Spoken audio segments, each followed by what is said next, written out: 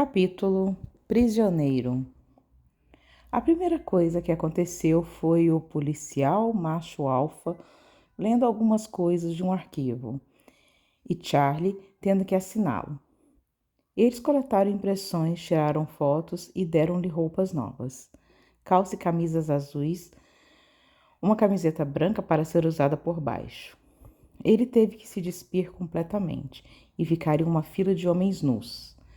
A natureza em todas as suas cores, formas, tatuagens e pentelhos. Após a inspeção, entrou em outra fila com outros novos detentos.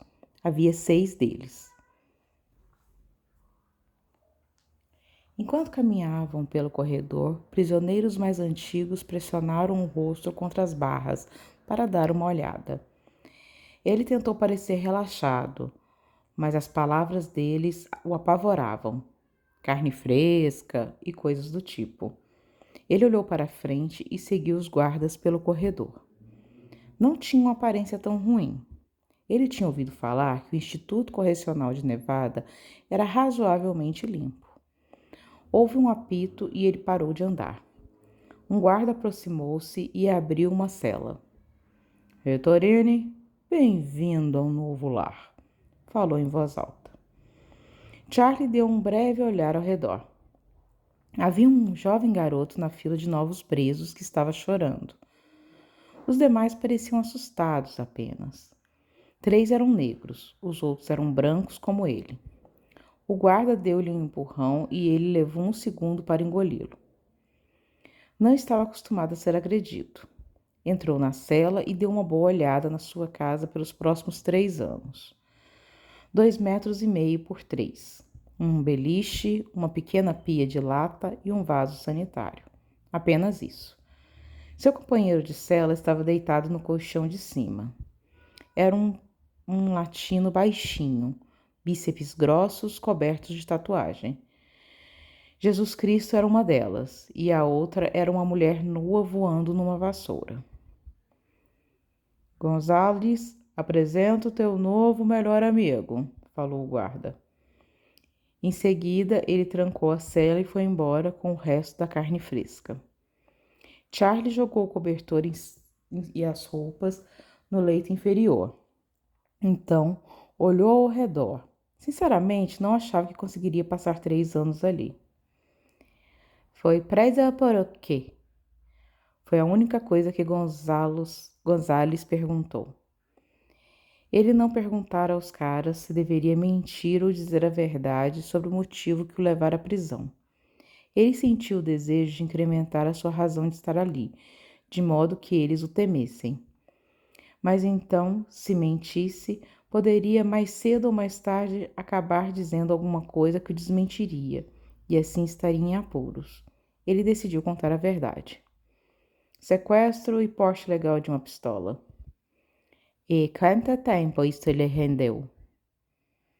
Um pouco menos de 3 anos. Ele finalmente virou-se para olhar para sua nova esposa. E você, Gonzales? Tráfico. Estou aqui há 5 anos. Tenho umas 3. Alguma coisa sobre compartilhar uma cela com você que eu deveria saber? Ele deitou-se. Se você me tocar, eu corto suas bolas.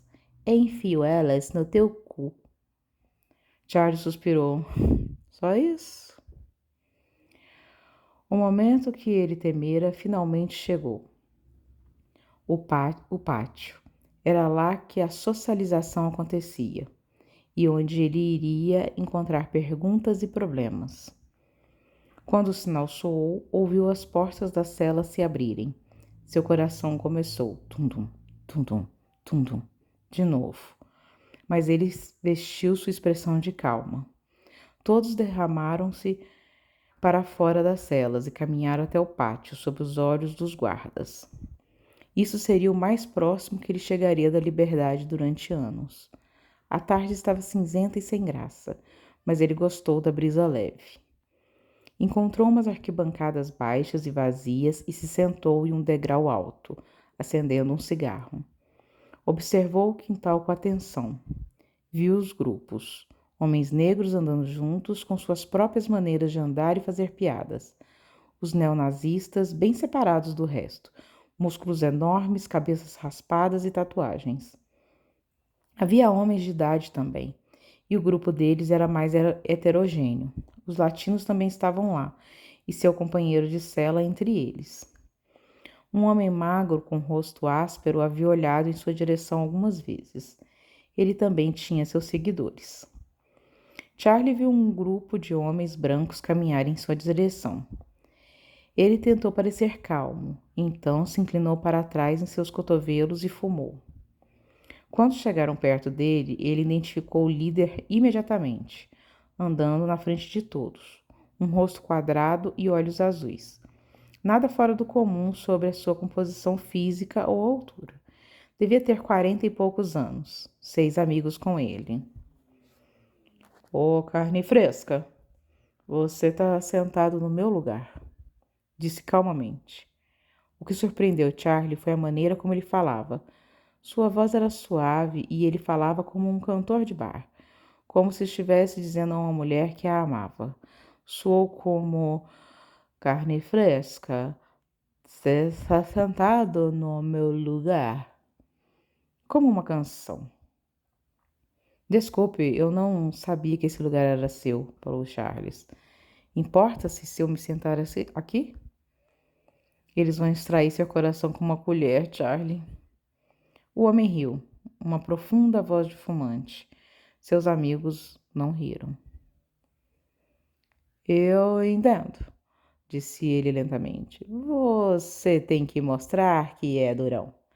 Eu entendo. Mas o que você não entende é que eu também tenho que provar que eu sou durão. Se eu te encher de porrada aqui, e agora vai ser bom para mim. Eu estou tentado a fazer isso. Você tá certo, disse. Mas, por outro lado, eu sei de algo que ficaria ainda melhor no seu currículo. Posso ter a chance de te explicar? O homem olhou para trás para seus amigos, em seguida de volta para Charlie. Tudo bem? Disse Charlie. Você não acha que seria bom estar conectado, por assim dizer, a um membro de uma temida família da máfia? Ele fumava. E esse alguém seria você. Ah, sim. Ele considerou isso. Qual família? Konichi. Eu sou um soldado de Tony. Acima de mim, na cadeia alimentar, estão apenas 5 outros caras. O Sr. Pitt, Frank, Knossi, o seu filho, Fabrício, Vini Ruggiero e o próprio Tony Konichi. O Fala Manso observou Charlie. E como você vai provar isso? Merda. Me dê até quarta-feira, quando são permitidos visitantes. Se eu não receber uma visita do próprio Cone Tonich, você pode me matar ou fazer o que tinha em mente. O que você tem a perder? Você cria laços com a família e eu fico aqui em paz, nesse lugar encantador. É uma situação que todos saem ganhando. Se eu não for quem eu digo ser, você me bate na frente de todo mundo e aí você ganha. Hoje é segunda. Consigo, Tony Konichi, que o Tony Konichi o visite nesse pedaço de merda até quarta-feira.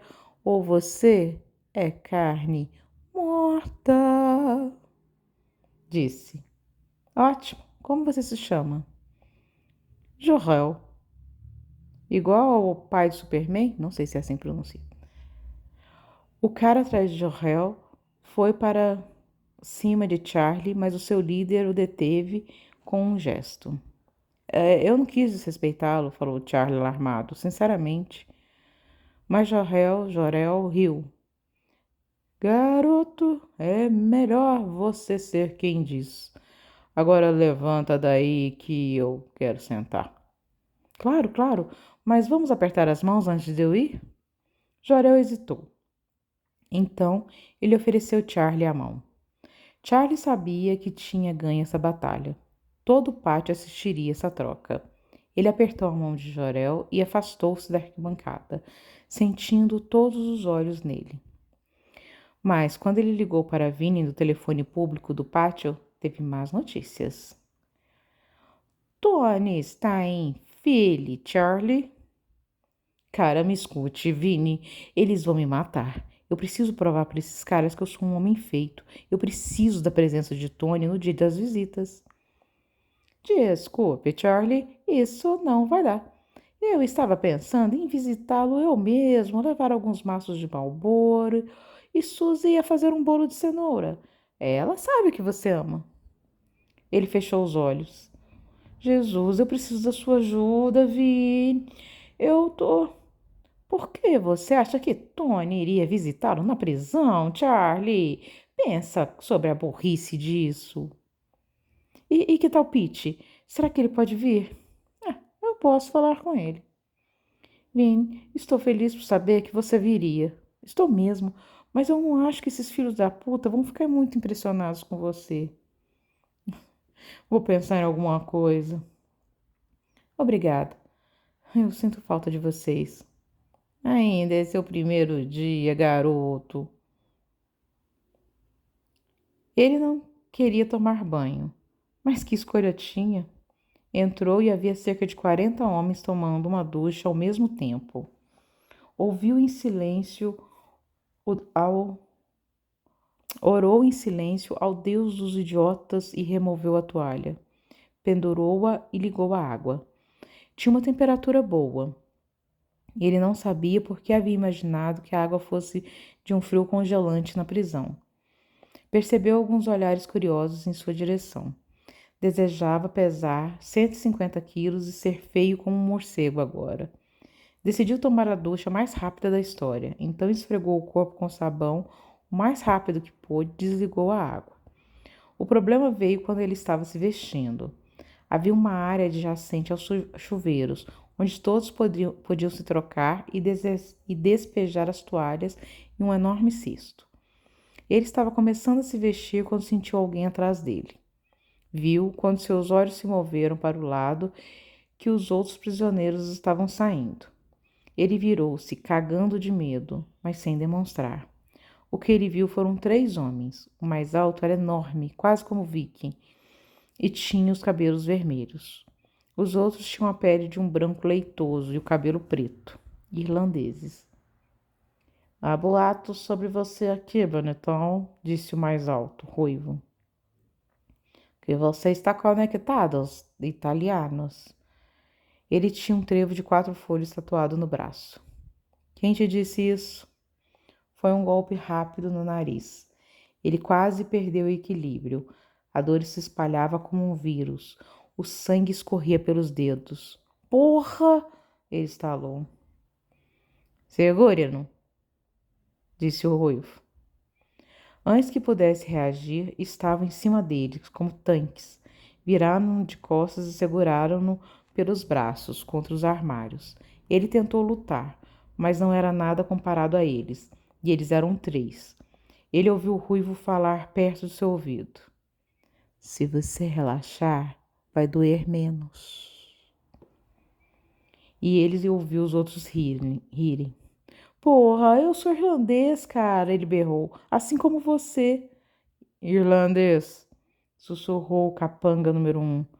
Você é tão italiano quanto um pedaço de pizza. Não, cara, não, me escuta. A minha mãe é irlandesa. Meu sobrenome é Walsh. Eu cresci ouvindo contos irlandeses. Gules, Ruden e Duden e Donald O'Neill. Ele fechou os olhos. Merda, merda, merda. Tum, tum, tum, tum. De novo. O rei Tude e o seu ganso. Soltem ele, disse o russo. Os capangas hesitaram, mas obedeceram. Charlie virou-se para encará-lo. Eu juro, cara, falou baixo. Ruivo se aproximou. Charlie achou que ele ia beijá-lo. Para quem você está mentindo, vadia? Você é carcamano ou irlandês? Eu sou irlandês. Eu menti sobre estar envolvido com a máfia para me deixar em paz. Essa é a verdade. Posso recitar todas as histórias irlandesas já contadas, consigo cantar todas as porras das músicas. Eu estou falando sério. Você não deveria ter feito isso. Devia ter se juntado a nós e iríamos te oferecer proteção. Como sairia dessa agora? Eu não posso. Há pessoas do lado de fora que pensam que eu sou italiano. Ele suspirou. Ele estava perdido de qualquer maneira. Logo tudo isso iria se espalhar. Ele não tinha nada que eles queriam, nenhuma carta, nada para negociar. Ele estava praticamente morto ali dentro ou lá fora. O que você acha, Flynn? O Ruivo perguntou para o bandido número 2. Eu acho que ele está dizendo a verdade, mas ainda acho que ficaria parecido com uma garota se ficasse de 4. Charlie quase se borrou. O capanga número 1 riu. Era hora de Charlie virar macho. Ele olhou Ruivo nos olhos. Eu quero falar com você em particular, sem eles. Tenho uma boa história para te contar. Ruivo parecia suspeitar daquilo. O que eu vou fazer? Charles perguntou. Você tem o dobro do meu tamanho, cara. Tudo bem. Falaremos amanhã no pátio, ele murmurou. Vamos sair daqui. Charlie não podia acreditar quando os viu sair. Pensou que fosse chorar de tão assustado que estava, mas tinha sobrevivido. E agora outro problema. Como ia falar com ele no pátio, na frente de todo mundo que achava que ele era italiano? A noite finalmente chegou. O jantar tinha sido horrível. Charlie se acostumara com comida boa. Crescera pobre, mas com uma mãe que era uma cozinheira maravilhosa. E com o seu metabolismo acelerado, ele pôde comer qualquer coisa durante toda a vida. Passar todo o seu tempo com italianos nos últimos 5 anos não tinha ajudado. Eles comiam bem, aqueles caras. Assim, quando Charlie teve que engolir carne misteriosa, legumes ao vapor e molho industrial, ele realmente pensou em desistir e se enforcar. Mas a noite chegara. Ele estava deitado em sua cama às 8 e logo ouviu os guardas gritarem: "Apagaram as luzes!" E tudo ficou escuro. Ele respirava devagar, grato por ter um companheiro de cela heterossexual, mas não conseguia dormir. Ele não fazia ideia de como sobreviveria ao dia seguinte e sabia que tinha que pensar em algo. A única chance que tinha era contar a Ruivo toda a história. Ele talvez simpatizasse com Charlie e o deixasse continuar desfilando sua italianice. Mas, mesmo se isso funcionasse, ainda havia a questão da visita improvável de Tony. Cerca de 1 hora se passou e tudo ficou em silêncio quando o ouviu. No início foi o som de alguém chorando.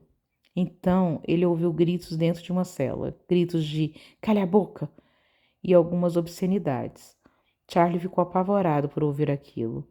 Ele se perguntou qual dos caras novos seria.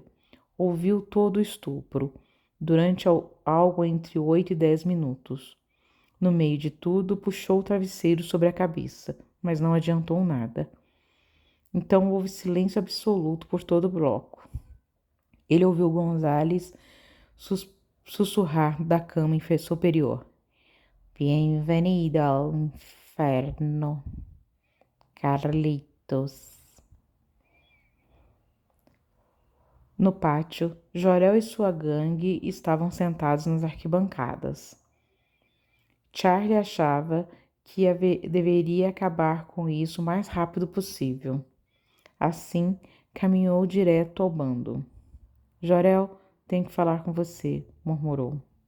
Todo mundo olhou para ele. Jorel inclinou-se para a frente com os cotovelos sobre os joelhos. Fala, mafioso.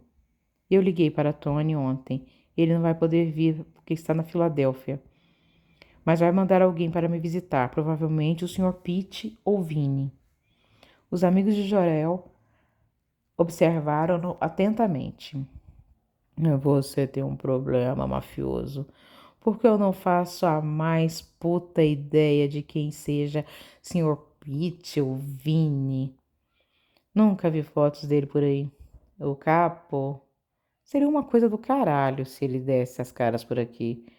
Mas um cara gordo que eu nunca ouvi falar? Como seria te ajudar? Bem, essa é a verdade, cara. Sr. Pitt é o contábil. Ele é o único que pode aparecer aqui. Você pode perguntar por aí o quanto quiser. Tem alguns jornais na biblioteca. Eu posso mostrar para você algumas reportagens velhas e provar o que eu estou dizendo. Biblioteca? O que você está falando? Você está falando sério? Eu acho que você. Eu acho que se você comprar uma briga comigo, vai se arrepender. Foi quando Jorel levantou-se. Está me ameaçando? Absolutamente não. Eu morro de medo de você, mas eu também sei que estou dizendo a verdade. E tudo que estou te pedindo é para me dar uma oportunidade alternativa de te provar. Não posso fazer isso, Charlie. Conite aqui no Instituto Correcional de Nevada na quarta-feira, ou a sua cabeça no meu prato. Suando, ele caminhou até o ruivo, como se estivesse com pressa ou pronto para insultá-lo. Manda teus amigos embora, disse baixo. Ruivo olhou para os bandidos, um e dois, e eles se afastaram. Escute aqui, disse Charlie. Eu vou te contar a coisa toda, mas não pode ser aqui ou agora. Os italianos estão me observando. Então, me diga quando poderemos nos encontrar e aí nós dois vamos brigar. Ruivo parecia surpreso. Eu não acho que estou tão interessado assim na tua história, cara. Confia em mim, está. Mas eu tenho uma identidade falsa e você está fodendo com tudo. Quando?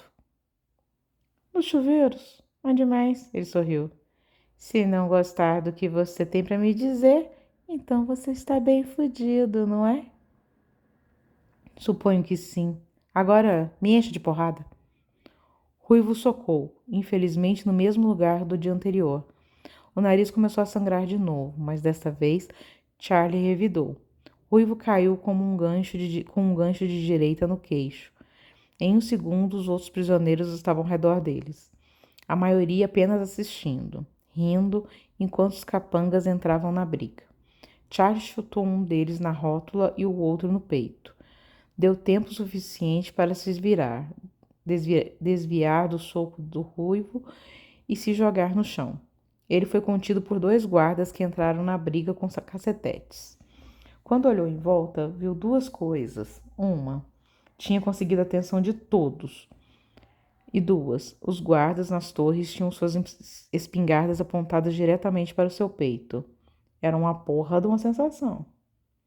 Bells, um guarda gordinho que era o pior entre eles, caminhou até Charlie e olhou-os nos olhos. Você acabou de chegar aqui, Retorini. Ainda não entendeu o significado da palavra solitária, não é? Sim, pelo menos na solitária ninguém poderia matá-lo ou enfiar o pinto no seu rabo. Charlie não falou, mas ele tinha que cuspir o sangue de sua boca, e assim o fez.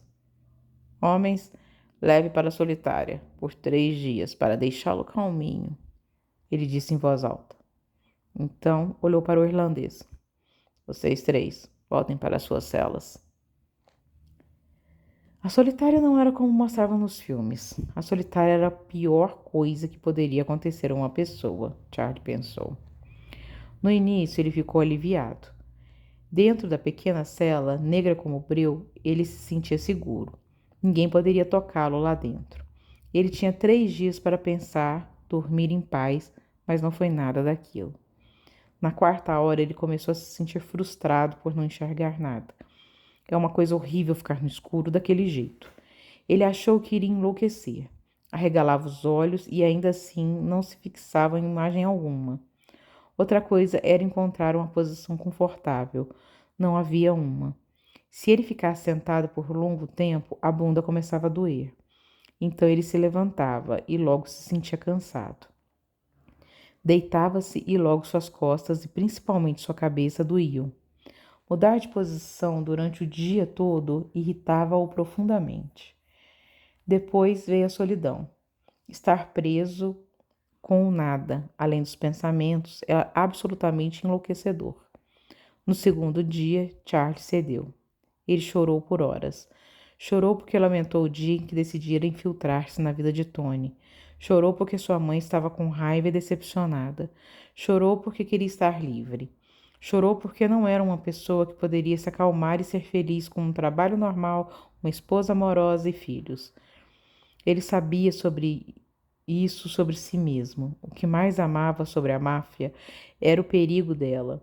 Em momentos em que colocaram naquele lugar, ele se sentia feliz e vivo. Charlie entendia que nunca saber o que ia acontecer era o que o atraía. A adrenalina, a violência contra as pessoas violentas, tudo aquilo o atraía. Depois do choro veio o silêncio. Ele ficou lá, dizendo a si mesmo que iria acabar em breve. Decidiu que se mexer era a melhor coisa para o seu corpo e mente. Então ele começou a fazer flexões. Fez uma centena. Então fez abdominais, alongamentos. Sentiu-se melhor depois. Ele estava começando a odiar seu próprio cheiro. Odiava o cheiro de urina que emanava do canto da cela. Logo perdeu a noção das horas e não fazia ideia de quanto tempo estava lá.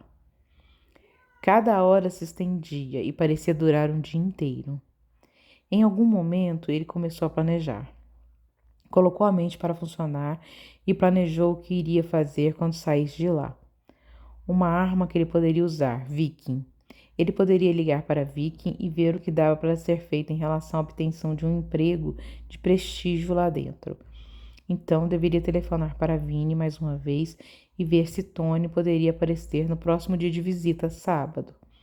Mas como conseguiria Jorel e Ruivo até então? Com Ruivo, a única escolha era dizer a verdade. Com Jorel, ele teria que pedir-lhe para esperar até sábado. Quando as horas pareciam se estender por mais tempo, Charlie começou a sussurrar a si mesmo para relaxar a mente. Ele ficou com medo real de pirar. Teria que ir ao banheiro mais cedo ou mais tarde, e não tinha certeza se poderia lidar com cagar dentro da própria cela.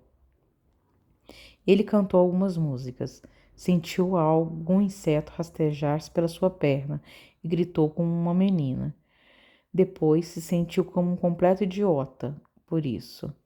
Ele ansiava por um cigarro insanamente e fisicamente doía pensar em boa comida, bebidas geladas, mulheres e cigarros, especialmente as mulheres.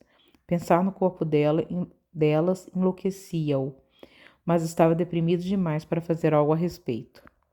Então a porta se abriu e a luz o cegou. Ele cobriu os olhos. Acorde, princesa. Seus 3 dias chegaram ao fim. Ele se levantou, sentindo as pernas dormentes, e tentou enxergar em sua frente. O ar era uma bênção, sentir a brisa no rosto. Que absurdo que as pessoas não dão valor ao ar. Lentamente começou a enxergar melhor, mas se sentia tonto. Um guarda tinha uma mão firmemente em torno do seu braço. Vamos para o chuveiro, você fede, seu filho da puta. Então, ele conseguiu tomar um banho sozinho. Ele agradeceu a Deus por aquilo. Conseguiu vestir roupas limpas e saiu para o pátio. Um monte de caras olhavam-no com curiosidade, alguns conversando com os outros sobre ele. Charlie continuou andando, encontrou um lugar macio na grama, sentou-se e acendeu o primeiro Marlboro em 3 dias. Parecia o paraíso. Quem veio caminhando em sua direção era o companheiro de cela, Gonzales. Ei, cara, você está bem? Ele perguntou com aquele sotaque pesado. Sentou-se ao lado de Charlie na grama. Poderia ser pior, eu acho. Sentiu minha falta? Sim, saudades do seu ronco, brincou. Charlie sorriu. Meu Deus, como você sobreviveu a isso, Henrique? Bem, para mim não foi tão difícil. Entrei para os grupos dos latinos católicos logo que cheguei aqui. Deixaram-me em paz. Então esse é o segredo? Encontrar seu grupo, descobrir onde você pertence? Gonzales deu de ombros. Eu acho, mas não é assim tão fácil para ninguém. Você foi, você sabe?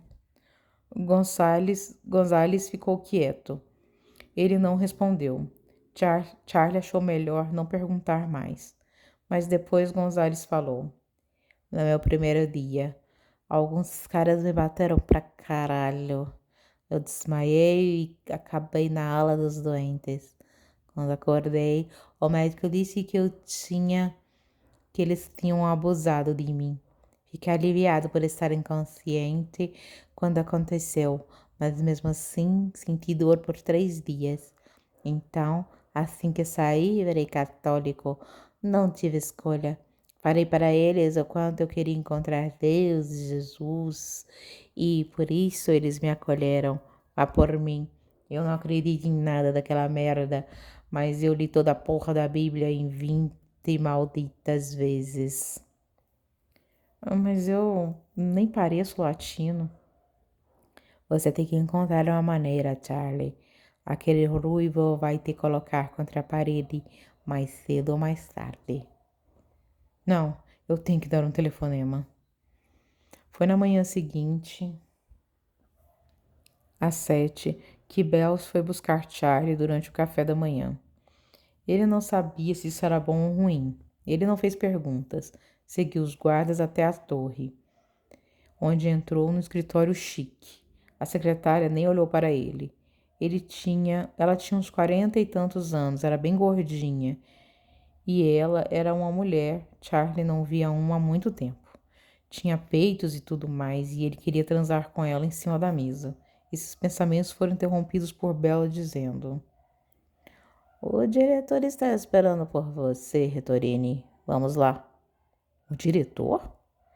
Charlie levantou-se, sentindo-se como se estivesse caminhando para a forca, e entrou num grande escritório com uma bandeira americana e uma bandeira do estado de Nevada atrás da mesa.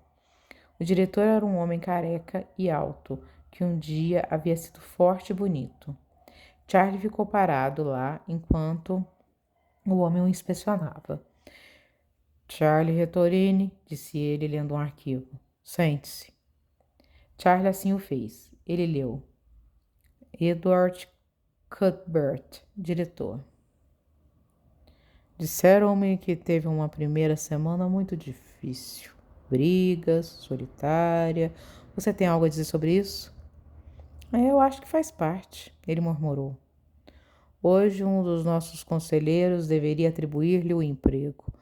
Mas aí eu recebi um telefonema de Francesca Strong, do FBI. Ela me disse que a única razão pela qual você está na prisão é porque ajudou um agente secreto. Honestamente, filho, eu admiro isso." "Ai, Deus te abençoe, Viking. Bem, o agente a quem você está falando é um amigo." "Sim, ele é. Pediram-me favores. A partir de agora, você trabalha na lavanderia. E em 2 meses será promovido a assistente de cozinheiro." Charlie sorriu. "Você vai ser pago 21 centavos por hora e seus dias de folga serão às terça-feira." "Ai, sim, sim, sim." Mas o diretor se inclinou para a frente. "Seria uma coisa muito idiota abusar da minha bondade, Retorini. Na verdade, essa é uma das melhores prisões do estado. Somos organizados, éticos e sérios. Estou te dando uma mão. Se você fizer uma única coisa que me faça lamentar este momento, confie em mim. Você vai pagar. A solitária vai parecer o céu quando eu acabar com você. Está entendido?" "Sim, senhor." "Tudo bem. Você está dispensado. Comece a trabalhar amanhã." Ele foi para o pátio com um sorriso enorme no rosto. Passou por todo mundo e encontrou Jorel, que estava sentado na arquibancada com seus amigos. "Como foi a solitária, Charlie?" perguntou com sua voz suave de sempre. Charlie sentou-se ao lado dele. Isso pareceu surpreendê-lo e seus amigos ficaram embasbacados. "É horrível, mas eu tenho notícias para você." Jorel olhou para ele como se estivesse dividido entre o desejo de matar Charlie ou de rir. "Vou começar a trabalhar na lavanderia muito em breve, então serei promovido a cozinheiro. O que isso quer dizer?" "Que você tem amigos importantes." "Ah, sim. Podemos parar com a merda agora entre nós? Tudo o que eu quero é sentar na arquibancada de vez em quando." Jorel olhou para Charlie por um minuto inteiro. Charlie teve medo de levar outro soco no nariz, mas então Jorel começou a rir.